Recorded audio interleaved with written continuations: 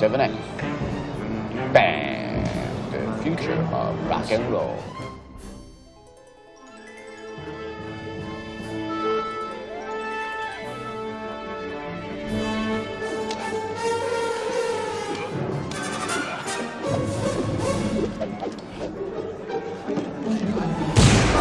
I once caught a fish this big. Little hours, but the sun and the flowers.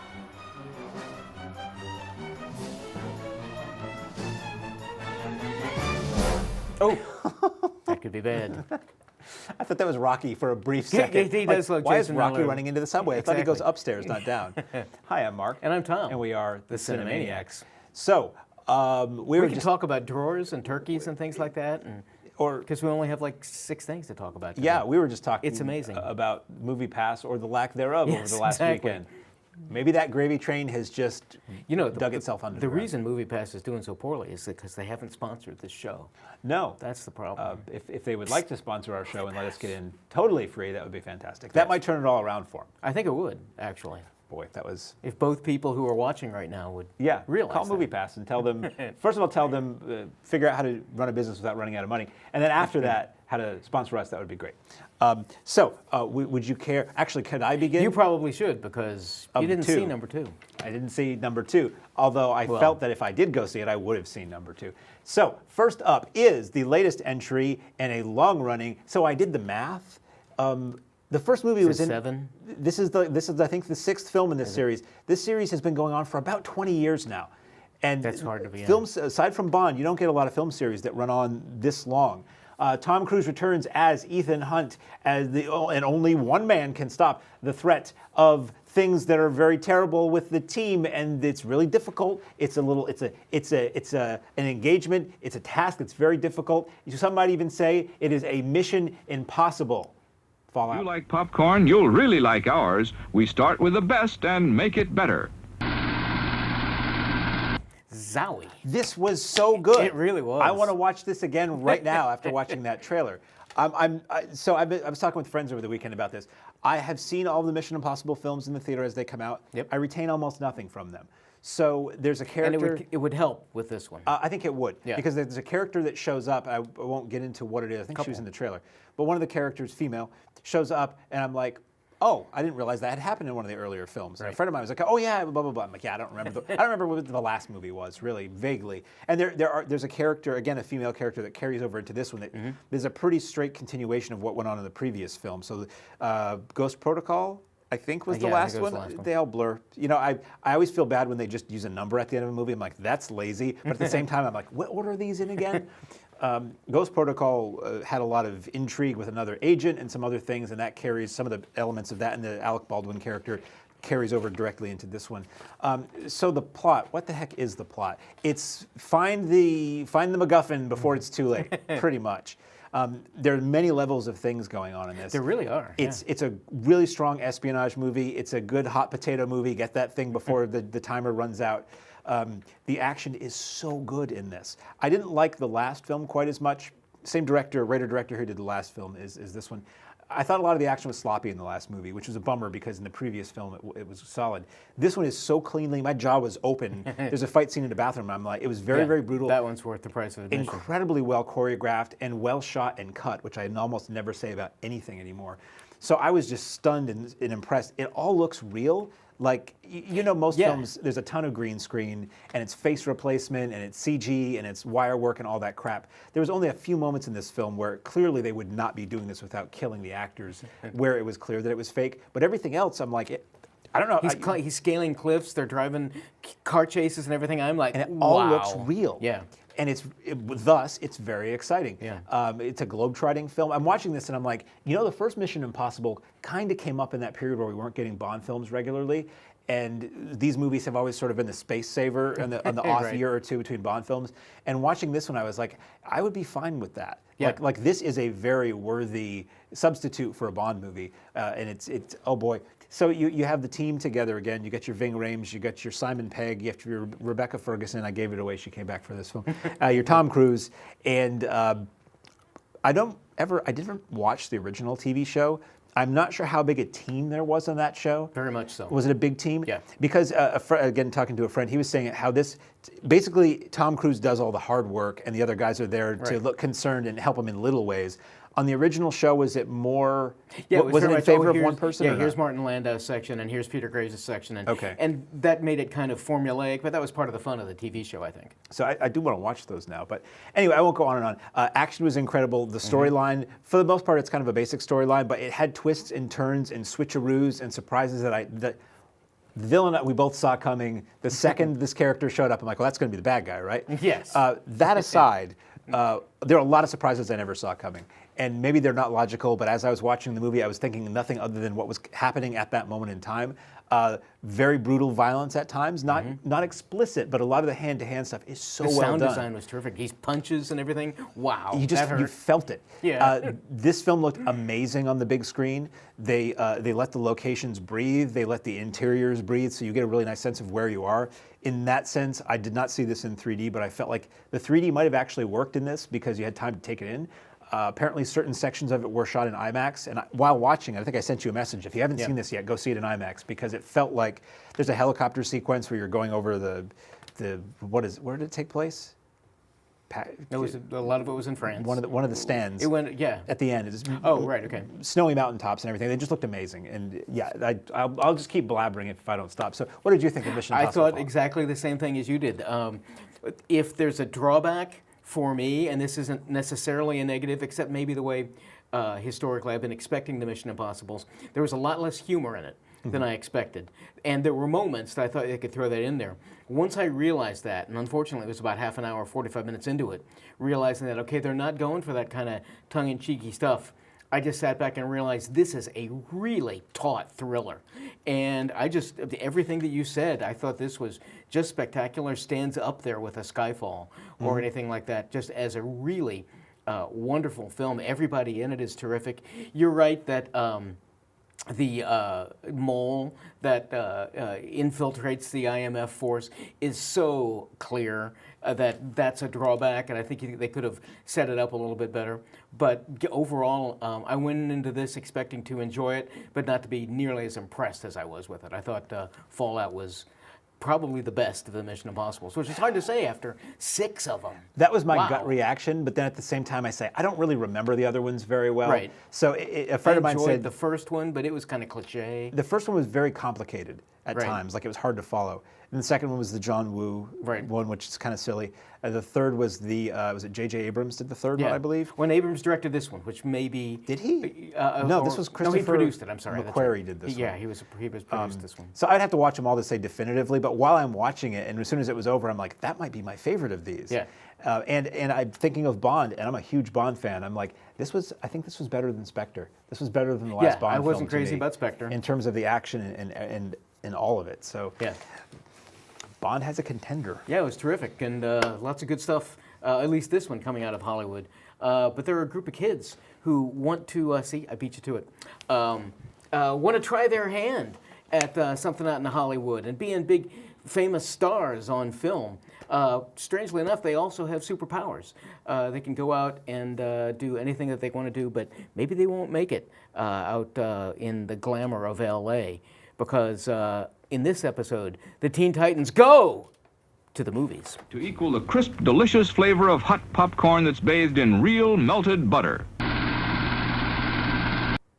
So, that would cut out rather quickly. Didn't recall that. This very much it was either you or, sorry for confusing you, Dan Mitchell. I think it was Dan on the local radio station. One popular local media personality. Right. Yeah, I'm involved with so many of them. Who wasn't aware that the Teen Titans had a TV show, or that they were even real as a group, and they've been around for literally decades, like from the 70s. So there's a Nickelodeon cartoon that's been on for also decades with all of these animated kind of smarmy, sort of snide characters, but I'm very familiar with them. Both my kids grew up with them, and so I knew about them a lot. And this is very much in that vein. This is aimed strictly at kids, but there's enough there And it is still kind of potty humor sort of things that tries to go for the adults. So I think adults, if you're familiar with it, if you've been watching with their kids, they're going to like this.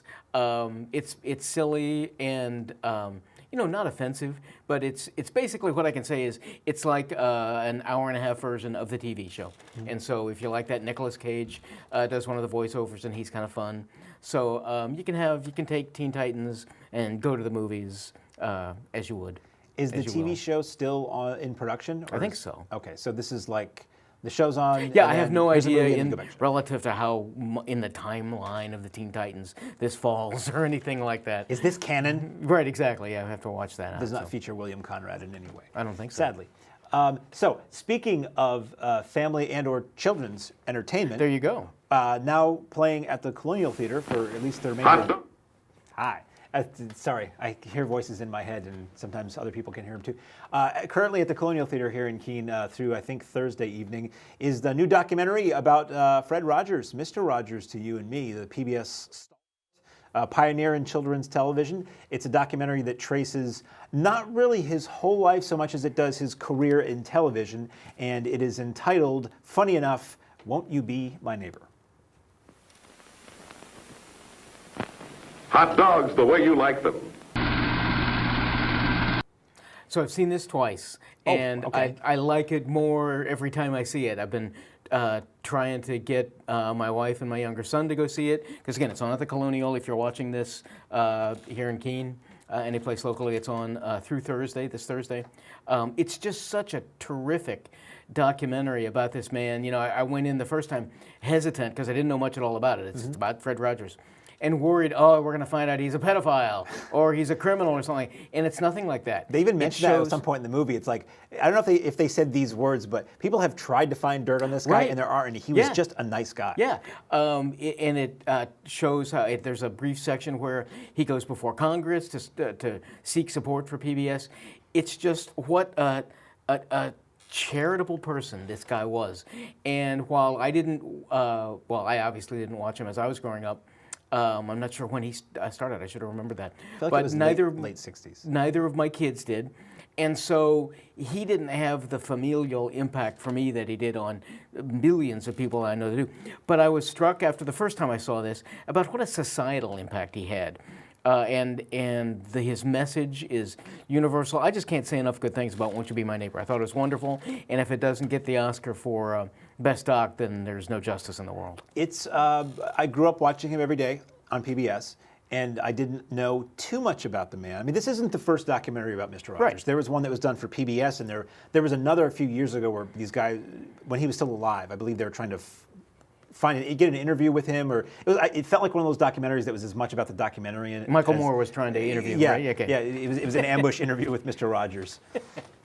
Why no orange sweaters, Fred?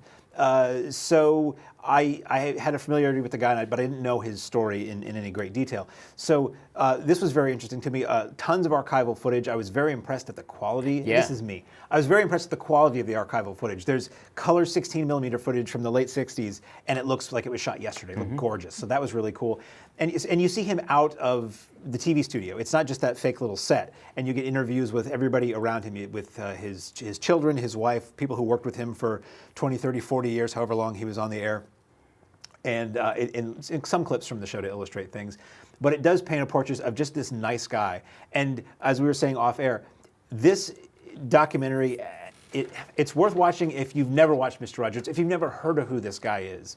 It'll give you context if you ever hear the name, but it's also about what this guy was trying to do in children's entertainment, which was not just a puppet show for kids. It was trying to instill, he was a minister and a fairly religious guy, but he never let that come through so much as those values. It was instilling values of humanity and generosity and wonder and interest in the world around you in kids.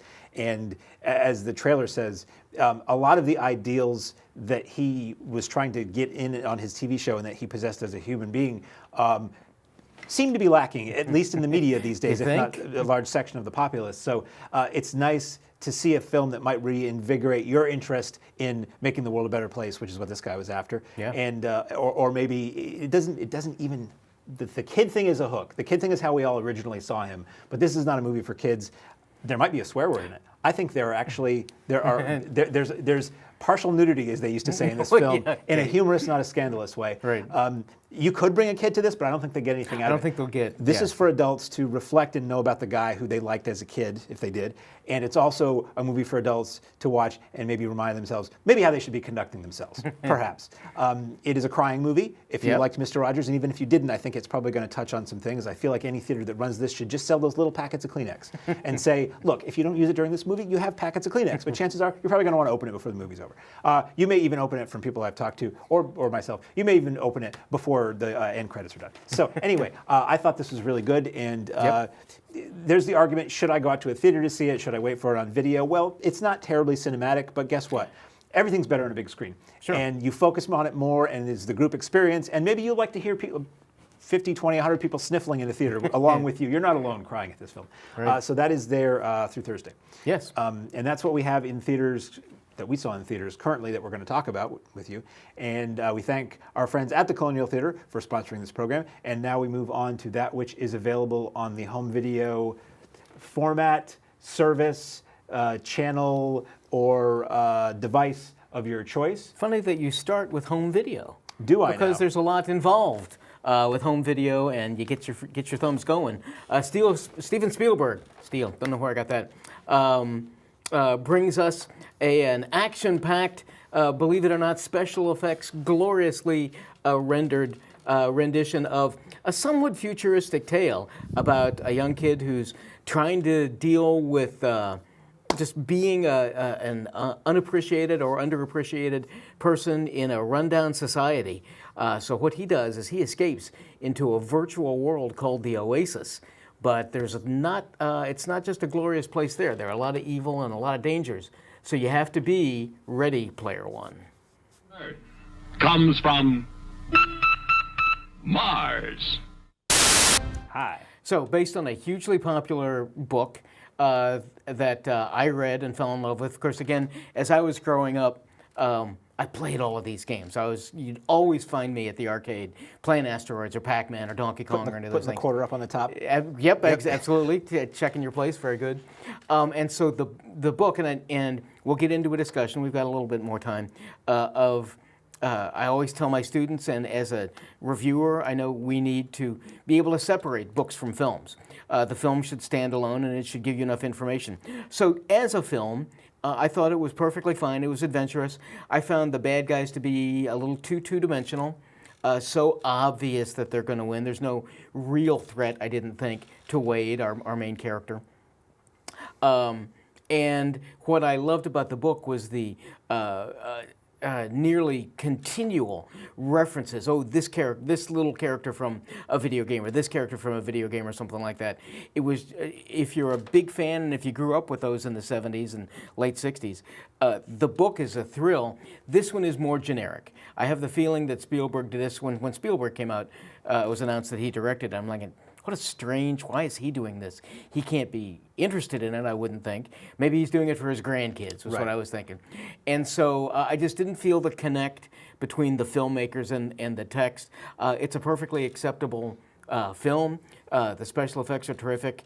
You and I were talking before we came back about how well they'll transfer to home video, even though home video is this anymore. Yeah, boy, the whole, I mean, I poo-poo the notion of watching a film on your device. Right. Big screen is better. Something like this where there's so much detail packed into the frame, and this is really, I'm going to hijack this for a second. A lot of what people were getting excited about this film when the trailers came out was all of the pop culture references and characters you could spot in the film. And a lot of people said they couldn't wait to see it on video because you could freeze frame these epic battle scenes and pick out Jason and Freddy Krueger and H.R. Puff and stuff and whatever. Again, you'll still be able to do that at home, but on the big screen it was even tiny there. Right. So anyway, I think this will suffer from being on the small screen, even if your big screen is 80 inches or whatever. Yeah, no, I agree. I didn't mean to cut you. No, that's all what I had to say. Just taking it as a film, I thought it was okay, nothing special.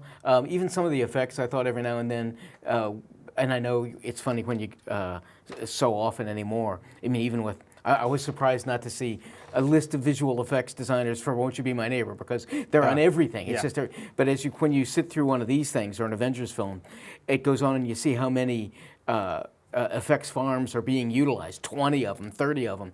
I didn't think, and I think it's fair to expect that from something not only intrinsically requiring special effects like this, but also from Spielberg. I didn't think the effects were up to par with that. So again, overall, I was kind of disappointed with it. I was not too excited about this because I don't care about video games. Okay. I played the 2600 when I was a kid. It was great. Went to the arcade once in a while, but I never followed it. So to me, one of the most boring things in the world is watching somebody else play a video game. And early on in the movie, you get Talk this to my wife about that. You get this big race sequence at the beginning of the film where they're all racing various movie cars and stuff. And I'm like, oh great, I'm watching somebody play a video game. Right. There wasn't a tremendous lot of that in this film, which is nice. A lot of it is trying to solve a puzzle. So it's walking around in this virtual world. So you don't see a lot of the actual actors who are in this movie quite as much as you see their avatars in this virtual world with all kinds of crazy stuff going on. So it is a very visual film. I don't care about video game references. I don't get off on, hey, look, it's the DeLorean. Hey, look, it's like a checklist movie. I'm like, yeah, and if I want to see a DeLorean, there are 3 movies that total about 6 hours of running time where I can see the DeLorean. And one more coming out. And one more coming out, which a couple summers. One sequel too many fever. Catch it. Let's do another Indiana Jones, shall we? Maybe it'll make up for the last one. Probably not. Maybe we'll have 2 in a row to erase the goodwill of the first 3 we had.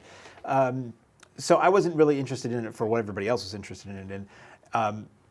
I thought it was okay. It was visually very interesting. It was not boring visually, and on the big screen it was cool with the surround sound and some of the music. This falls into the category of what I call Jack into the '80s. So it was like, oh, the '80s. Let's put a lot of '80s songs in there and references and synth music and all that other stuff. The A-Team van and great. Again, you know where I can see the A-Team van? About 5 seasons of a TV show.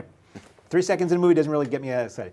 So overall, I thought it was It's nothing I would want to watch again. The cast was okay. Yeah. Simon Pegg is in it. We have to Simon Pegg. There's the connection. Right. Simon Pegg's in it. And I just wasn't really into this, but I know people who really liked it. I think kids will really like it. I think gamers will really like it. I think 80s nostalgists will probably like it. But for me, it was just like, oh, okay, yeah, there was that. I'll go watch 1941 again if I want to watch a lower-tier Spielberg film. Right.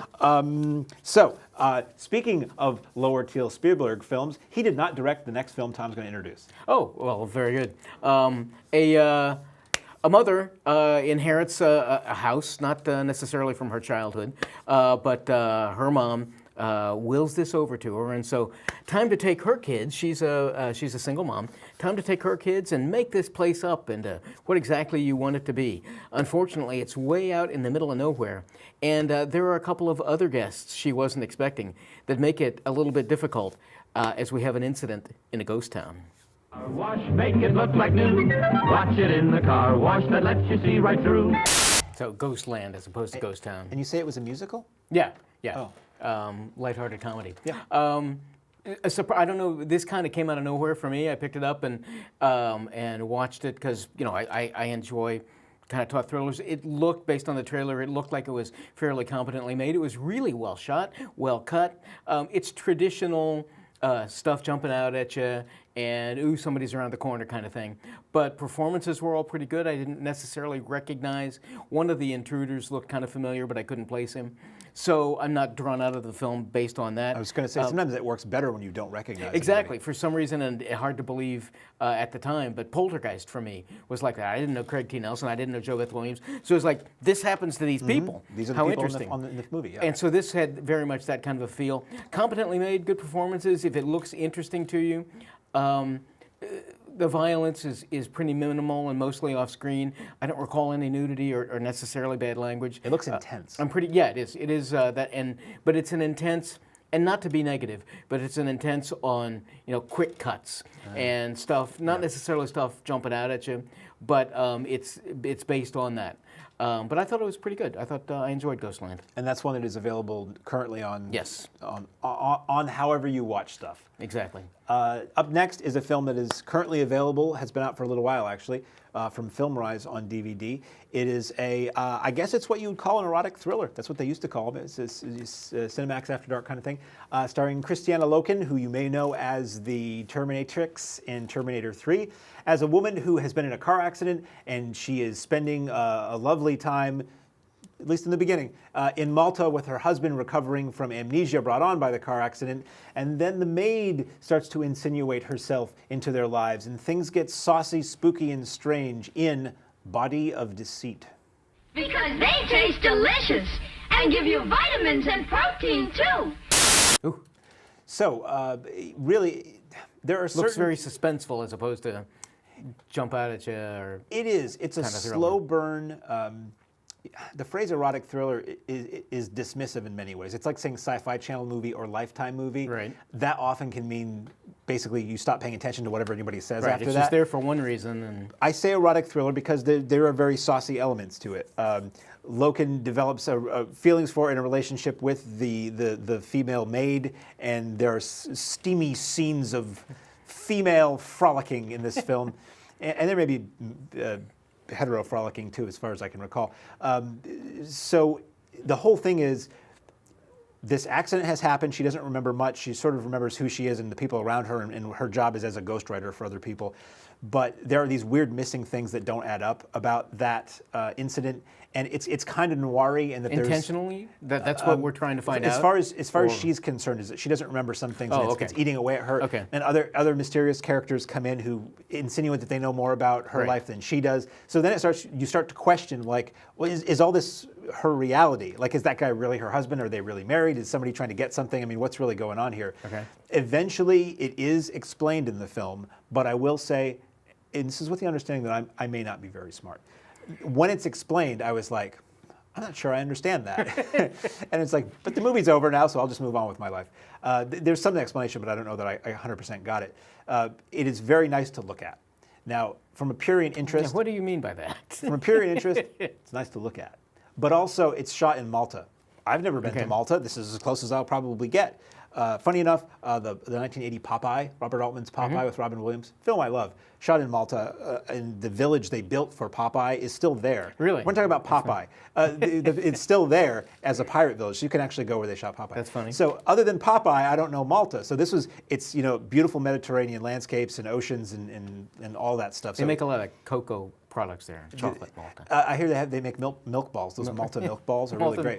Okay. So the movie's pretty to look at. The cast is attractive. The cast is good for the most part. There was one character whose maybe English was his second language, so some of his line deliveries were a little not totally clear.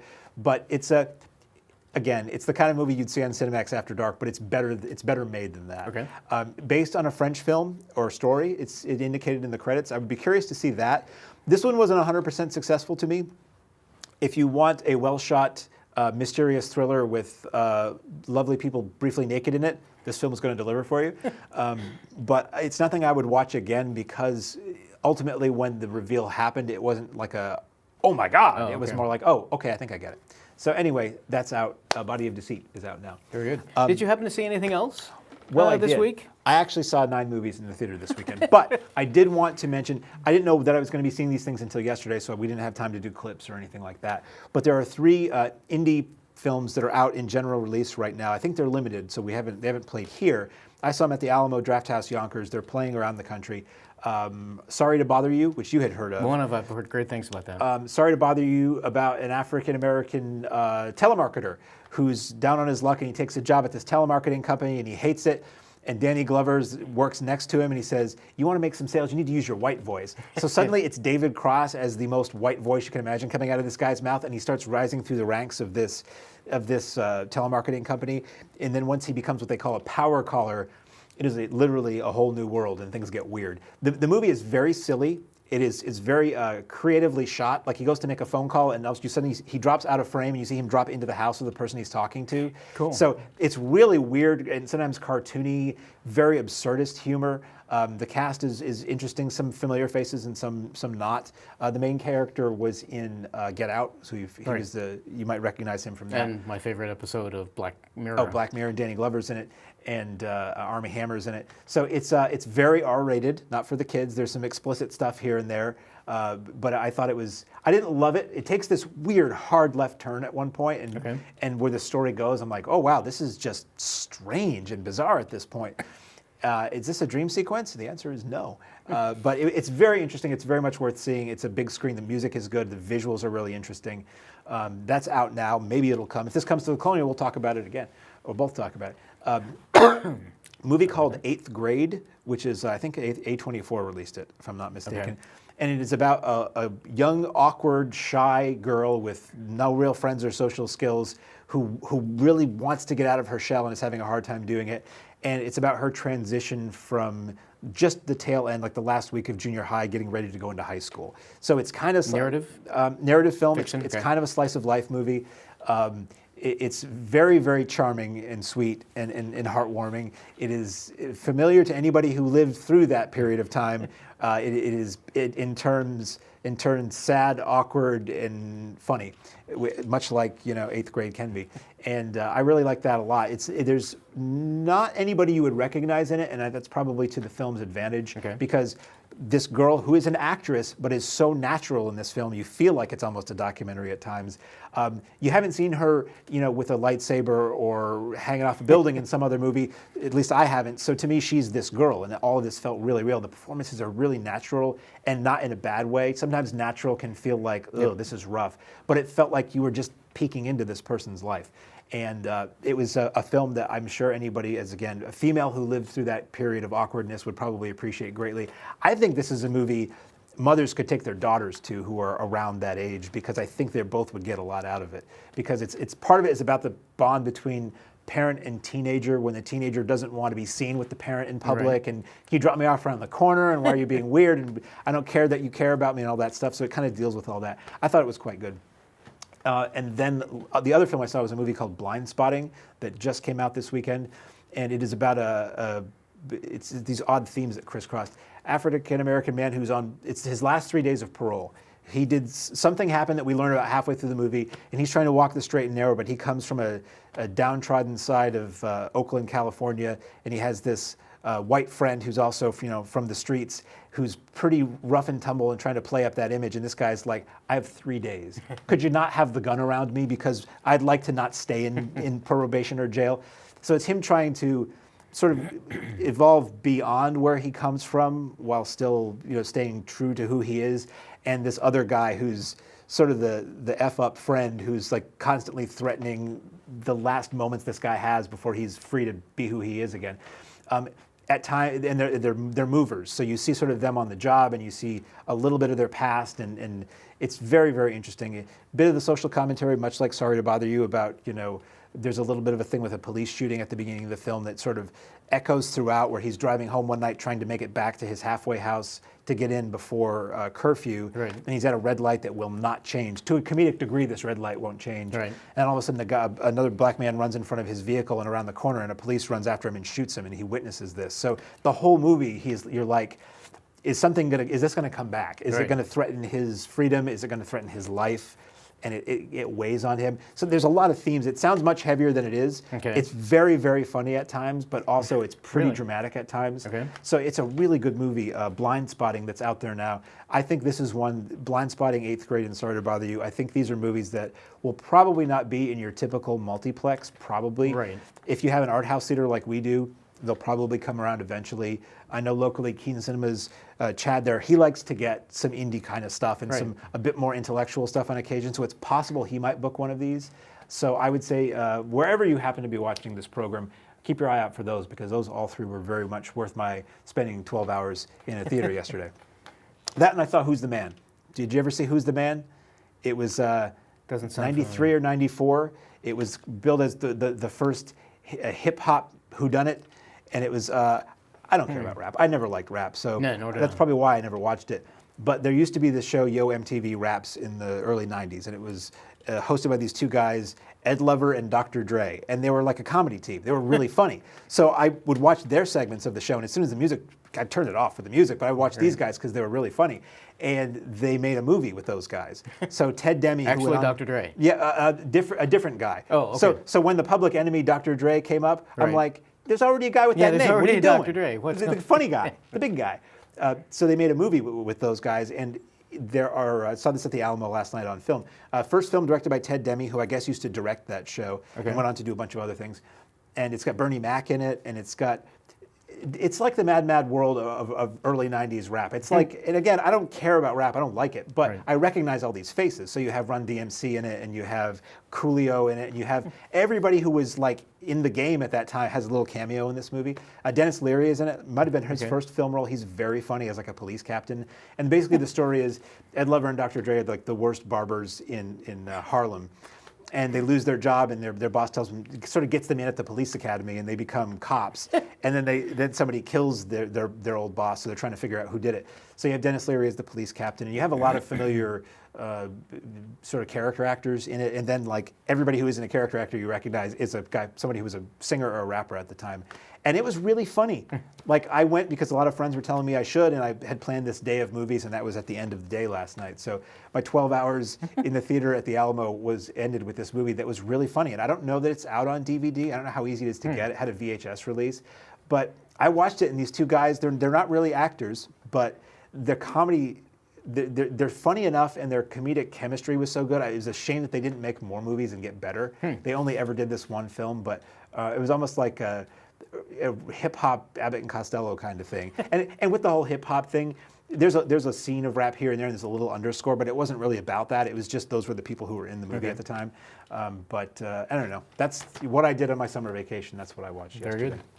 So, did you have anything else to add? Not really. I may not be here. Well, I won't be here next week. You may be. We're not quite sure. I think I'm going to fly solo just so we don't have such a huge amount to get through when you come back. Well, your Chewbacca will not be here if you're going to fly solo.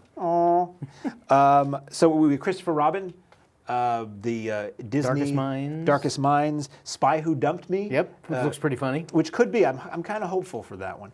And a whole bunch of stuff on video and some Arrow titles. Strangely, we had no Arrow releases this week, but I think we'll make up for that with 2 or 3 or more next week. So until then, while I go and do my homework to talk nonstop for an hour alone, I'm Mark. And I'm Tom. And we are the Cinemaniacs.